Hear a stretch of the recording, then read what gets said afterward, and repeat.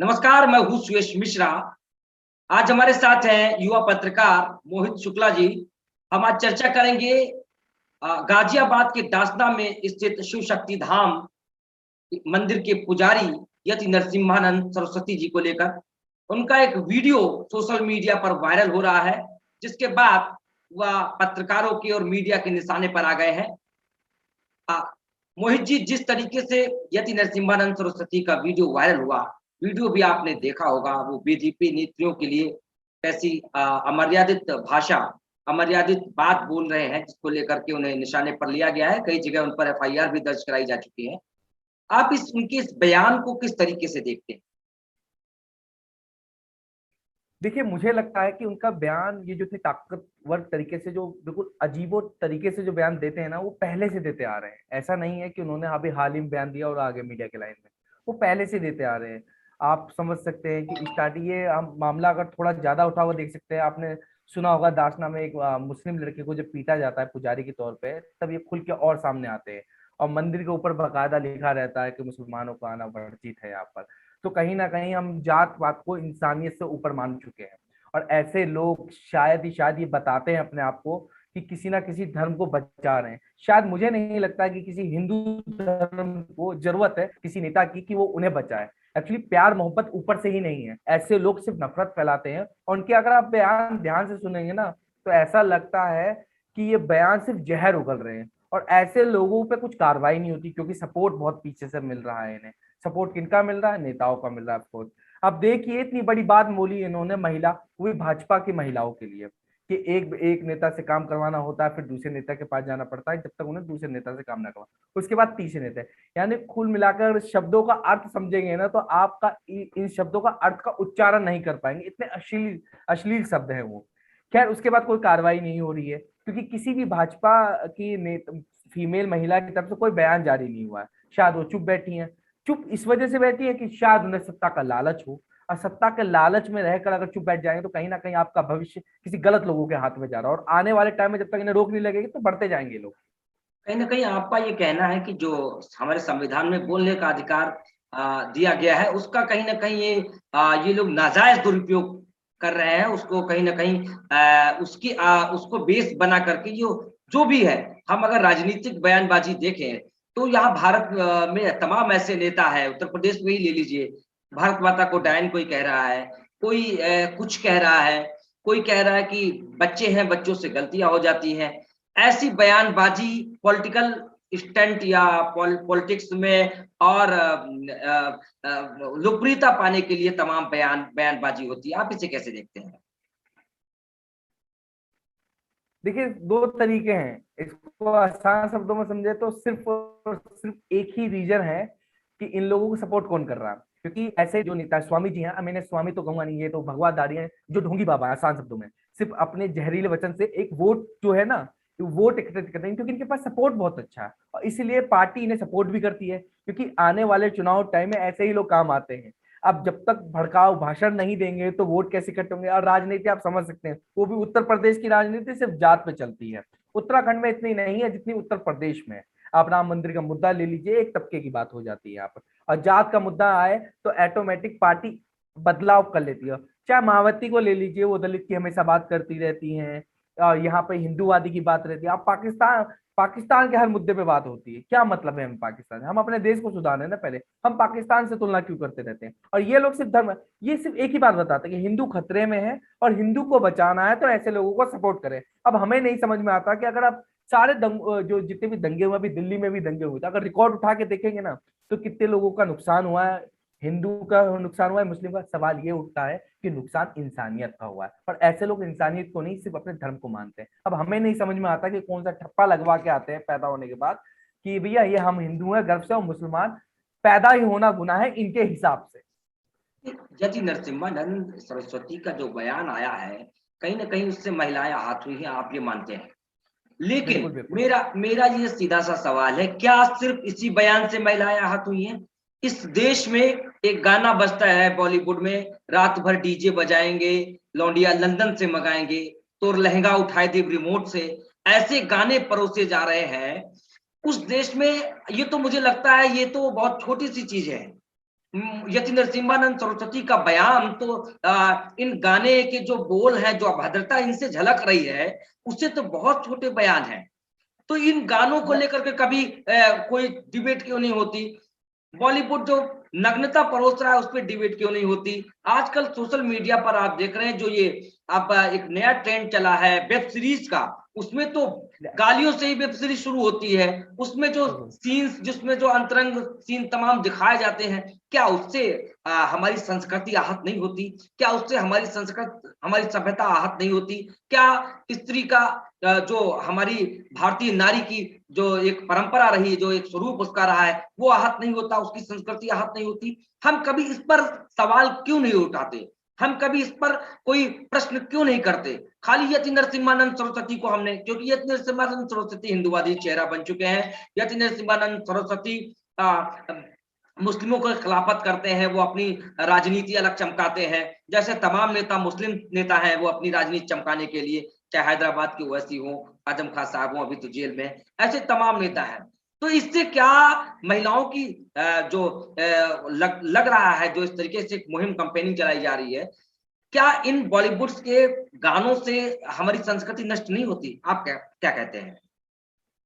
देखिए, अगर आसान शब्दों में समझें तो कभी महिलाओं को हमने इतनी इज्जत दी ही नहीं है। हकीकत ये है, महिलाओं को सिर्फ हमने एक एक समान मान लिया गया है। शादी से पहले वो घर का काम करेंगी तो महिलाएं करेंगी, शादी के बाद घर का काम करेंगी तो महिलाएं, बाहर जाने का उनका हक नहीं है, बड़े फैसले लेने का उनका हक नहीं है। खैर, अब थोड़ा मॉडल जमाना आ चुका है, महिलाएं कदम से कदम बढ़ा रही हैं, पर कहीं भी आप खुलेआम अगर कहीं भाषण देना होता तो आप कहते हैं कि महिलाएं कदम से कदम बढ़ा, वही घर में आप महिलाओं के साथ अत्याचार करते हैं। तो कहीं ना कहीं मन के अंदर तो आपके वही है, घृणा है, मटेरियल जो गंदापन है ना आपके मन में है, और खुलेआम दुनिया को दिखाना चाहते हैं आप अच्छे हैं। रही बात वेब सीरीज की, तो लोग इसलिए वेब सीरीज मैक्सिमम बन रही हैं क्योंकि लोग उसे देखना चाह रहे हैं। आप बंद कमरे में चार दीवारी, अब तो फोन भी आ चुका, आप समझ सकते हैं, इंटरनेट की कोई दिक्कत नहीं है। धन्य हो जियो बाबा की, कि इंटरनेट की, जब से जियो बाबा आए हैं इंटरनेट की किसी को दिक्कत ही नहीं है। तो इसलिए लोग जितना ज्यादा देख रहे हैं और उसे बना रहे हैं लोग। रही बात कि इसे समझाएगा कौन? अब आप भी गलत बोलेंगे और मैं भी गलत बोलूंगा तो दो गलत कभी सही नहीं बन पाते, आप भी समझते हैं। या फिर एक को ठंडा पड़ना पड़ेगा, एक समझाना पड़ेगा। अब यहाँ पर हम इन बाबा जी को ले लेते हैं, लगातार भाषण देते हैं। आप समझ रखे, इसरो की जिसने स्थापित की थी उसे भी ये कहते हैं कि उल्टा सीधा बोलते हैं। तो उनके बयान में, इनके फेसबुक पे जब भी आप जाएंगे तो ऐसे ही चीजें टिप्पणी बनेंगी। रही बात, हम दोबारा बॉलीवुड पे आ जाते हैं, तो बॉलीवुड पे रोक लगाने के लिए भी एक संस्था सुप्रीम कोर्ट है, बकायदा कट कर देती है चीजों को। पर अब जब से ओटीटी प्लेटफॉर्म आया ना, तो आप कुछ भी अपलोड कर सकते हैं, ठीक नहीं, है, वही क्योंकि वो मेरा आप कोर्ट में मेरा जा। मेरा वही सवाल है कि जब हम्म, हिंदी फीचर फिल्म प्रसारण बोर्ड बना हुआ है, जो कि हम्म, बॉलीवुड को कंट्रोल करता है, कोई भी ऐसी जैसे पद्मावत मूवी आई थी, पद्मावती मूवी आई राइट। थी, उसको, उस पे बहुत सारा जब कंट्रोवर्सी बढ़ी तो उस पे काट छाट किया गया था। तो क्या ये जो नग्नता परोसी जा रही है, और ये खासकर ये वेब सीरीज, इनके लिए कोई नियमावली क्यों नहीं बन रही है? जो ये सोशल मीडिया है, इसके लिए कोई नियमावली क्यों नहीं बन रही है? उसका रीजन सिर्फ एक ही है, क्योंकि कोई सवाल उठाना नहीं चाहता इस पे। क्योंकि सब लोगों को दिख रहा है। अगर आप समझिए, आप भी जाके एफआईआर दर्ज करिए, मैं भी करता हूँ इधर इधर, आप लोग पूरा एक संगठन बना लीजिए, जाइए थाने में। अब जब लगातार शिकायतें आएंगी तो यकीन माने, जब शिकायत, देखिए देश भी हमारा आजाद धीरे एक इकट्ठा नहीं हुआ था ना एक बार में, कि 1946 में कड़ा, 1947 में हमारा देश आजाद हो गया था। उसमें भी समय लगा था, 100 साल का समय लगा था कम से कम, और बहुत पीछे से मेहनत चलती आ रही थी। इसी चीज के लिए आपको, अगर आप इकट्ठा जाएंगे आज एफआईआर दर्ज करेंगे, भैया हमारे ये वेब सीरीज में हमारी संस्कृति को खराब कर रही है, आपको पूरी यूनिटी के साथ आपको आगे जाना पड़ेगा। आप समझ सकते हैं कि आप फैमिली के साथ अब आप एड तक नहीं देख सकते। आप समझ सकते हैं, आप फैमिली के साथ टीवी नहीं देख सकते आज के टाइम में, इतना नंगा हो चुका है। आप समझ लीजिए कि आपको ऐड आने के लिए रिमोट ढूंढना पड़ता है कि कहीं टीवी चैनल चेंज कर दूं, क्योंकि कहीं संस्कृति में असर ना पड़े। पर इसको हटाने की सिर्फ एक ही तरीका, कि एकजुट सबको जाकर आगे बढ़ना पड़ेगा और लेकिन इसकी शिकायत दर्ज करनी पड़ेगी। कौन एकजुट होगा इस देश में? बाहुबली ने कटप्पा को क्यों मारा? इसका सवाल ढूंढने के लिए, इसके जवाब के लिए 3-3 साल तक, 2.5 साल तक देश का युवा, जब हम्म, तक बाहुबली पार्ट 2 नहीं आ जाती, तब तक वो सोशल मीडिया पर ये सवाल, ये पर कई बड़ा बहुत बड़ा कंपेनिंग चलती, भाई बाहुबली ने कटप्पा को क्यों क्यों मारा, क्यों मारा, क्यों मारा? ये बड़ा सवाल बन गया था। हमारा देश का युवा तो काल्पनिक चित्रों में खोया हुआ है, फिल्म इंडस्ट्री में खोया हुआ है, रियल लाइफ में खोया हुआ है। रियल लाइफ में जो उसके साथ हो रहा है, उसकी संस्कृति हिचीड़ हो रही है, उसकी सभ्यता मारी जा रही है, उसमें तो वो चर्चा करने को तैयार ही नहीं है। वो तो फिल्म इंडस्ट्री के माया जाल में फंस रहा है। आजकल युवा तो मोबाइल से निकल करके बाहर नहीं आना चाहता। फेसबुक, ट्विटर और सोशल मीडिया के प्लेटफॉर्म पे वो अपना अलग एक उसकी दुनिया बन चुकी है। तो ऐसे मुद्दे जो हमारी संस्कृति, हमारी सभ्यता से जुड़े हैं, उनको लेकर के आवाज उठाएगा कौन? सर उठाने के लिए सिंपल तरीका है। देखिए अब क्यों क्यों लोग यहाँ व्यस्त, हम थोड़ा इसको भी जानते हैं। हम सारे युवा क्यों व्यस्त है सोशल मीडिया पे? देखिए दो रीजन है इसके मेरे हिसाब से। देखिए सबकी सोच अलग अलग होगी। मेरी सोच ये है कि आप जब बेरोजगार होंगे, जब आपके पास कोई काम नहीं होगा, तो आप सोशल मीडिया में ही अपना समय व्यतीत करेंगे। अब व्यतीत करने का भी बेनिफिट ये है कि आप अपने आप को फील नहीं करते कि आप बेरोजगार हैं। ठीक है, आप रोजगार कर रहे हैं, आप अपने काम कर रहे हैं, आप व्यस्त है किसी चीज में, आपके पास समय नहीं मिलता होगा, हफ्ते में एक बार आपने कोई मूवी देखी होगी। ठीक है, पर जो लोग वाकई बेरोजगार है, सोशल मीडिया में बिजी रहते हैं। ऐसे लोगों का फायदा ऐसे नेता उठाते हैं, ऐसे लोग उठाते हैं, ऐसे बॉलीवुड उठाते हैं। तो बेरोजगारी होना, अगर आप इंटरनेट दे रहे हैं किसी को, तो साबित कर दिया कि आप बेरोजगार नहीं है। इनको पता कैसे चलेगा? सवाल कैसे उठाएंगे? यही तो सवाल उठाएंगे कि यहाँ पर लोग वाकई कुछ काम ही नहीं चल रहा है। यहाँ पर किसी को उंगली उठाना, और किसने उंगली उठाए उस पर जवाब देना, और जिसके ऊपर उंगली उठाए उसके ऊपर जवाब देना। मतलब कि आपकी खबर के ऊपर खबर, खबर के ऊपर खबर, और खबर के ऊपर। असली मुद्दा क्या है जमीन तक से कोई नहीं जानना चाहता, और ना ही कोई कीचड़ में उतरना चाहता, क्योंकि जो उतरेगा वो कहेगा भाई मैं गंदा हो गया, इसके साथ कौन जाना चाहेगा। तो सही कहीं ना कहीं सबकी चीजें, और इसको सुधारने में कई वर्ष लगेंगे। आप समझ सकते हैं कि जातिवाद अभी खत्म नहीं होगा, पर हाँ धीरे धीरे खत्म होगा। आप समझिए कि आपके दादा लोग जब कोई दलित परिवार आपके बड़े घर के सामने गुजरता नहीं था, आजकल वो खाटों में बैठ के बात करते हैं, कुर्सी में बैठ के एक प्लेट में खाना खाते हैं। जब आपकी जनरेशन, आपके हमारे छोटे छोटे बच्चे होंगे, जब हमारी जनरेशन बढ़ेगी, तो यकीन मानो जात पात धीरे धीरे खत्म हो, इकट्ठा तो खत्म नहीं होगी। ऐसी इसी का राग है। जो नंगपना है, चाहे बॉलीवुड को ले लो, चाहे इन बाबाओं का ले लो, ये जब तक इनको सपोर्ट मिलता रहेगा, जब तक ये ऐसे बोलते रहेंगे, इनका सपोर्ट बंद हो जाएगा, ये क्यों बोलेंगे? तो इनको, इनका एक ही रीजन है, जब तक बॉलीवुड को सपोर्ट मिलता रहेगा कि देखने वाले रहेंगे, तब तक बॉलीवुड ऐसी मूवी बनाता रहेगा, ओटीटी प्लेटफॉर्म ऐसे बनाते रहेंगे। बाबा को सपोर्ट करने वाले जब तक सपोर्ट करते रहेंगे, तो बाबा ऐसे बयान देंगे। आप रुकिएगा, अभी तो ये खत्म नहीं हुआ, फिर बाबा बोलेंगे, देख लीजिएगा आप। आपसे एक आखिरी सवाल मेरा, यदि नरसिम्हानंद जी सरस्वती के बयान का एक दूसरा पहलू भी हम जानने की कोशिश, समझने की कोशिश करते हैं कि आपने देखा कि यति नरसिम्हानंद सरस्वती ने बयान दे दिया, लेकिन इस बयान को लेकर के कोई भी बड़ा नेता इसको इसको डिनाई नहीं कर रहा है। कोई भी बड़ी नेत्री, बीजेपी की नेत्री इसको लेकर के डिनाई नहीं कर रही है। अभी हमने देखा था कि बॉलीवुड में चला था मी टू। मीटू में कई राइट। लड़कियां आई और उन्होंने तमाम फिल्म इंडस्ट्री के डायरेक्टर्स पर और हीरो पर, तमाम लोगों पर जो है आरोप लगाए। क्या जी पॉलिटिक्स में ऐसा नहीं होता होगा? आपको क्या लगता है, पॉलिटिक्स में भी ऐसा होता होगा? मुझे लगता है यदि नरसिम्हानंद सरस्वती ने अगर कोई आवाज उठाई है, कोई बात कही है, हो सकता है उनका कहने का तरीका गलत हो, लेकिन उनसे सवाल, चर्चा इस बात पे नहीं होना चाहिए। मुझे लगता है कि यति नरसिम्हानंद सरस्वती ने इतना वाहियात बयान दिया है। हाँ, तरीका उनका गलत हो सकता है, लेकिन चर्चा इस बात पर जरूर होना चाहिए। यति नरसिम्हानंद सरस्वती से ये सवाल, अगर हमसे उनसे मुलाकात होती तो हम ये सवाल जरूर पूछेंगे कि आखिर उन्होंने उनके जहन में ये सवाल आया क्यों?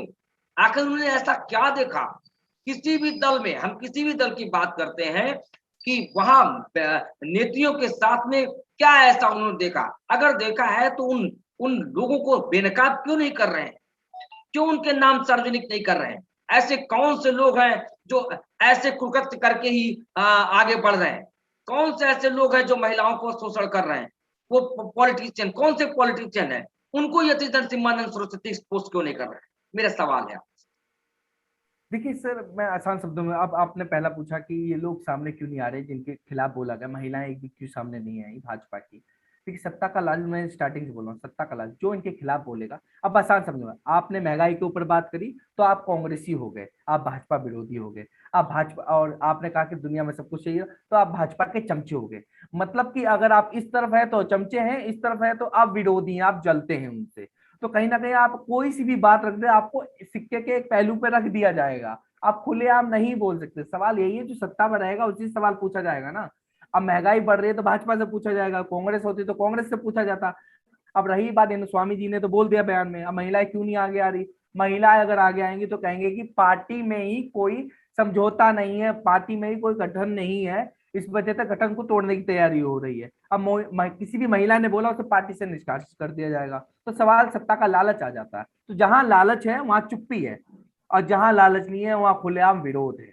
तो देखिए, आजादी की भी लालच थी इसलिए सबने विरोध किया, और यहाँ पर सत्ता की लालच है तो इसलिए चुप्पी है। कुल मिलाकर लालच ही चुप्पी का समाधान है। तो ये थी मोहित शुक्ला जी, बहुत बहुत धन्यवाद आपका, आपने समय दिया। पूरे देश में एक माहौल खड़ा किया जा रहा है, जिस तरीके से जो मूल मुद्दे हैं, जो जनता के मुद्दे हैं, जो आम लोगों के मुद्दे हैं, उनसे इतर देश में वो तमाम चीजों पर बहस हो रही है जिन पे बहस नहीं होनी चाहिए। आम लोगों के जो आम मुद्दे हैं उन पर बहस नहीं हो रही है। देश का युवा भी बाहुबली ने कटप्पा को क्यों मारा, शीला की जवानी पर सीमित रह चुका है, वह इससे आगे नहीं बढ़ना चाहता है। हमें इस संस्कृति को हटा करके हमें अपनी पुरातन संस्कृति को लाना होगा, तभी एक सजग, एक विश्व गुरु के रूप में भारत अब फिर से अपने आप को स्थापित कर पाएगा। नमस्कार।